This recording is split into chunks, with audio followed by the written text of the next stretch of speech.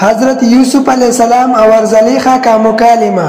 ایک روز زلیخا نے حضرت یوسف علیہ السلام سے التجا کی کہ ذرا آنکھیں اٹھا کر مجھے دیکھو، تو فرمایا مجھے اندیشہ ہے کہ اندھا ہو جاؤ۔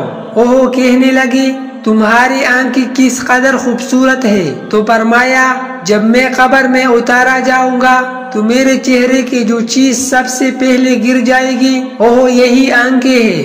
پھر کہنے لگے تمہاری جسم کی خوشبو کتنی اچھی ہے، تو فرمایا اگر میری وفات کی 3 دن بعد میرے لاش کو سونگو تو باغ کڑی ہوگی۔ زلیخا نے التجا کرتے ہوئے کہا آپ میرے نزدیک کیوں نہیں آتی؟ تو فرمایا تم سے دور رہ کر خداوند عالم کی قربت حاصل کرنا چاہتا ہوں۔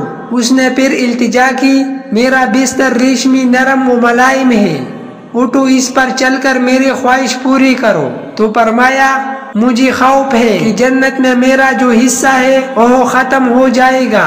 کہنے لگی اگر تم میرے بات نہیں مانو گی تو تمہیں شکنجوں میں جکڑ کر رکھ دوں گی۔ تو فرمایا خدا میری حفاظت کرے گا۔